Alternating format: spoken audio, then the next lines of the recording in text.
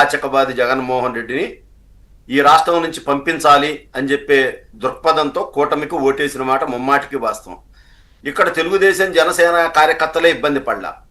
అంతకంటే సామాన్య ప్రజలు వాళ్ళ ఆస్తులు కాపాడుకోవటానికి, వాళ్ళ డబ్బు కాపాడుకోవటానికి చాలా ఇబ్బందులు పడాల్సి వచ్చింది. సామాన్య మానవులు చాలా మంది ఎఫెక్ట్ అయ్యారు. కానీ కొంతమంది ధైర్యంగా కేసులు పెట్టి పోరాడారు, కొంతమంది పోరాడలేకపోయిన వాళ్ళు ఆస్తులు అప్పజెప్పి కూర్చున్నారు.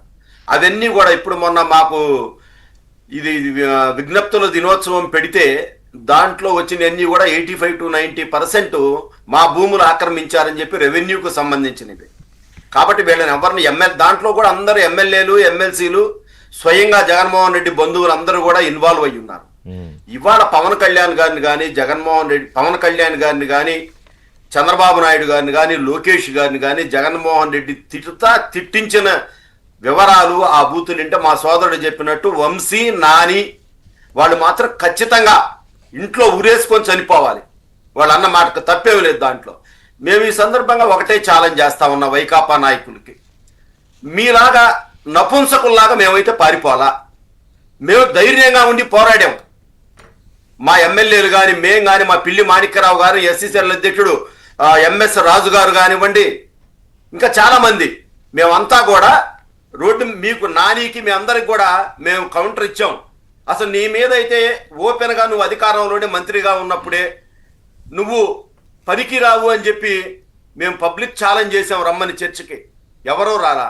ఇవాళ మీకు అంత దమ్ము ధైర్యం లేదు, మీరు మాట్లాడినే కదా. మేమైతే గతంలో చంద్రబాబు నాయుడు గారు ముఖ్యమంత్రిగా చేసినప్పుడు మేము ఎప్పుడు ఇట్లా మాట్లాడలే మీ గురించి. రాజశేఖర రెడ్డి గారు అధికారంలో ఉన్నా కానివ్వండి, జగన్మోహన్ రెడ్డి అధికారం మీలాగా రెచ్చిపోయారు. ఎందుకంటే మాకు తెలుసు ప్రపంచ ప్రజాస్వామ్య వ్యవస్థలో అసలు కాదు ఈ ప్రెసిడెంట్ ఇంతకు ముందు లేదు శ్రీనివాస్, అసలు లేదు సార్. ఏదో ఆరోపణలు, వివాదాలు, లేకపోతే ఏదో అసలు పర్సనల్కి వెళ్ళినా చాలా పైన ఉండేది, చాలా సున్నితంగా ఉండేది. కానీ ఇలా ఎక్కడ రాజకీయాల్లో ఉండేవాడు ఒకటి గమనించాలి. అత్యంత ప్రజాదరణ కలిగిన దేశంలో ఇందిరాగాంధీ, ఎన్టీ రామారావు గారు వీళ్ళిద్దరు కూడా ఎంపీ, ఎమ్మెల్యేలుగా ఓడిపోయారు కదా మన ముందే. మనం చూసిన వ్యవస్థే కదా. 8 సార్లు 7 సార్లు గెలిచిన సోమనాథ్ చటర్జీ గారు ఓడిపోయాడు కదా యువజన కాంగ్రెస్ ప్రధాన కార్యదర్శి మమతా బెనర్జీ గారి మీద.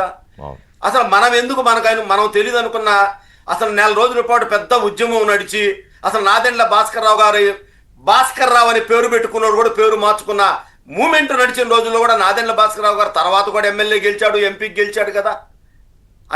అసలు లక్ష్మీ పార్వతి తర్వాత ఎమ్మెల్యేగా గెలిచింది కదా పాతపట్నం నుంచి, ఎక్కడి నుంచో. రాజకీయాలు అనేది ఎవ్వడూ శాశ్వతం కాదు సార్, ఎవ్వడూ శాశ్వతం. అవన్నీ కూడా గమనించుకోకుండా జగన్మోహన్ రెడ్డి మాయలో పడి అసలు వీళ్ళు బట్టమే ఉందండి. కొడాలి నాని, వంశీ, రోజా బట్టం ఏంటి? ఐఏఎస్ అధికారులు ఈ దేశానికి ఒక మార్గదర్శకంగా ఉండాల్సినటువంటి ఐఏఎస్ సివిల్ సర్వీస్ అధికారులు కూడా బిజినెస్ రూల్స్ మర్చిపోయి వైసీపీ రూల్స్ ఫాలో అయ్యారు. పోలీసు అధికారులు అయితే పూర్తిగా ఐపీసీని మర్చిపోయారు. వాళ్ళైతే ఇవాళ ఐపీఎస్ మర్చిపోబట్టే కదా పిఎస్ఆర్ ఆంజనేయులు కానివ్వండి.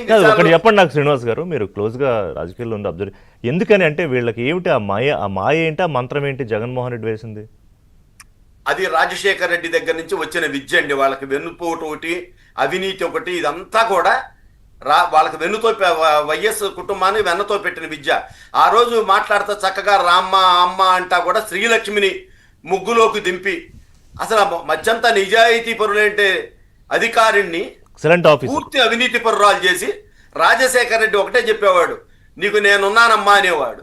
అసలు ఆమె నిజంగా అనకూడదు కానివ్వండి, జైలుకు పోయి రాకూడని పరిస్థితుల్లో బయటకు వచ్చి మళ్ళా జగన్మోహన్ రెడ్డి రాగల సెంట్రల్ సర్వీస్ నుంచి ఇక్కడికి వచ్చి మళ్ళా ఒక మున్సిపల్ దాంట్లో అవినీతికి పాల్పడింది. డిడిఆర్ బాండ్ల కుంభకోణంలో మళ్ళీ ప్రధాన పాత్ర వహించింది. అప్పుడు ఏంటంటే అంటారుగా కన్ను మిన్ను కానకానే మన పెద్దలు వాడతారు. ఆ టైంలో ఇంకా అదేం కనిపించాల అంతే. సివిల్ సర్వీస్ అవినీతిని కూడా ఒక బ్రాండ్ అంబాసిడర్ గా చేసింది. అవును, మాట్లాడదు ఇంకా వీళ్ళిద్దరు కూడా మాట్లాడదు, టైం ఎక్కువ లేదు కదా ఇప్పుడు. ఈ సందర్భంగా ఒకటే చెప్తా ఉన్నా సార్, మేము ఏదైతే చెప్పిన సూపర్ 6 పథకాలు ఖచ్చితంగా కూటమి ప్రభుత్వం విజయవంతంగా అమలు చేస్తా ఉంది. ఇంకా ఎక్కువ టైమే వచ్చేలా ఉంది కాదు ఇప్పుడు. రాజకీయాల్లో అందరికీ తెలుసు, మళ్ళీ మనం చెప్పేది ఏంటంటే అంకమరావు గారు, రాజకీయాల్లో ఒక్కళ్ళే శాశ్వతం, ప్రజలు శాశ్వతం, ఇంకెవ్వరు శాశ్వతం కాదు. ఏ పార్టీ అయినా అవునండి. ఒప్పుకుంటారా? అవును, అందుకే నేను ఇందాక ఉదాహరించాను. ఇప్పుడు ప్రజలు వాళ్ళు పడ్డ బాధలు, కళ్ళ ముందు కనపడుతున్నటువంటి అవినీతి, వాళ్ళ కుటుంబ సభ్యులను కోల్పోవటం, మద్యానికి బానిసై 30,000 మంది ప్రాణాలు కోల్పోయారు 2019 నుంచి 2024 వరకు వాళ్ళ కల్తీ మద్యానికి సంబంధించి. 30 లక్షల మంది ఈరోజు కూడా వైద్యశాల చుట్టూ తిరుగుతూ ఉన్నారు. ఇవన్నీ మనం గమనించుకోవాలి. 11 సంవత్సరాల 8 నెలల 13 రోజులు ఈ రోజుకి జగన్మోహన్ రెడ్డి వెలుసుబాటు వచ్చి బయటికి తిరుగుతూ ఉంది. అధికారం కోల్పోయి 360 రోజులు. మరి ఈ రోజుకి కూడా అతను న్యాయస్థానం దగ్గరికి వెళ్ళట్లేదు. తర్వాత ఇలా చూసుకుంటా ఉంటే వాళ్ళ ఎవరైతే ఈయన ఉన్నాడో 6 సంవత్సరాల 84 రోజులు అవుతుంది వైఎస్ వివేకానంద రెడ్డి గారు చనిపోయి. ఏం జరుగుతుంది ఇక్కడ? ఇప్పుడు ఇవన్నీ చూస్తూ ఉంటే వీళ్ళు కళ్ళ ముందు వీళ్ళు చేసినటువంటి అవినీతి, అక్రమాలు, ఘోరాలు వీటన్నిటికి సంబంధించి మనం కనుక చర్చ పెట్టుకుంటే ఋషి గారు ఒక్కళ్ళ గురించి మాట్లాడుకుంటే గంట సేపు మాట్లాడాలి. రోజంతా పెట్టుకోవాలి, ఒక రోజల్లా పెట్టాలా. ఒక రోజల్లా పెట్టి ప్రజలు ఇప్పుడు వీళ్ళు చేయాల్సిందంటే కూటమి పెద్దలకి నా సూచన ఏంటంటే, కూటమి పెద్దలకి మీరు చంద్రబాబు నాయుడు గారు అభివృద్ధి చేస్తారు, సంక్షేమ పథకాలు తీసుకొస్తారు, ఉద్యోగ కల్పన జరిగిద్ది, రోడ్లు బాగుంటాయి, నీటి ప్రాజెక్టులు పూర్తి చేస్తారు, ఇవన్నీ దాని మీద ఎలాంటి అనుమానం ఎవరికి లేదు. అందుకే ఓట్లేశారు. దాంతోపాటు వాళ్ళు ఏం కోరుకుంటున్నారంటే అవినీతి పరులకి శిక్ష ఇవ్వమని కోరుకుంటున్నారు. సరే, కొంచెం ముందైనా వెనకైనా నాకు తెలిసిన పవన్ కళ్యాణ్ గారి గురించి ఒక మాట చెబుతాను. ఎందుకంటే నేను చిత్ర పరిశ్రమ నిర్మాతగా నాకు ఆయనతో ఉన్న సంబంధాల గురించి నేను చెప్తాను. ఇక్కడ అసలు ప్రతి విషయాన్ని కూడా స్పందించే మనిషి, ఏ చిన్న అన్యాయం జరిగినా కూడా స్పందించే మనిషి. అతను ప్రశ్నించే తత్వంతో రాజకీయాల్లోకి వచ్చాడు. ఈరోజు చంద్రబాబు నాయుడు గారి గురించి నేను చాలా నేర్చుకున్నానని చెప్పని ఆయన ఈరోజు చాలా సౌమ్యంగా ఉంటుంటే నాకే ఆశ్చర్యం వేస్తుంది. ఇలాంటి వ్యక్తి ఇలా ఉంటాడా అంటే అదే అంటున్నా. ఇప్పుడు అలాంటి అరాచక వ్యక్తుల్ని చూసాము. సరే, చంద్రబాబు నాయుడు గారిని కొత్త కాదు, కానీ పవన్ కళ్యాణ్ గారిని పదవిలో చూస్తుంటే వెంకటేశ్వర గారు చాలా హుందాగా, అంటే అసలు ఈ బ్యాచ్ ని ఆయన్ని ఎంత దారుణంగా ట్రోల్ చేసి మాట్లాడిన బ్యాచ్ ని ఆయన కంప్లీట్ గా ఇగ్నోర్ చేసేసారు. ఒకే ఒక నిమిషం, చిన్న విషయం వాళ్ళకి చెప్పాల్సిన విషయం. ఎందుకంటే ఇప్పుడు ఏంటంటే కూటమి పెద్దలు వాళ్ళు ముఖ్యమైన కాబట్టి మీరు చేసే మంచి పనులు 2014 నుంచి 2019 వరకు ఇప్పుడు చేస్తున్న మీరు మంచి పనులు గ్రామ స్థాయిలో ప్రజలకు తెలిసే విధంగా చేయండి. వెంకటేశ్వర గారు ఏం చెప్తారు ఫైనల్ గా?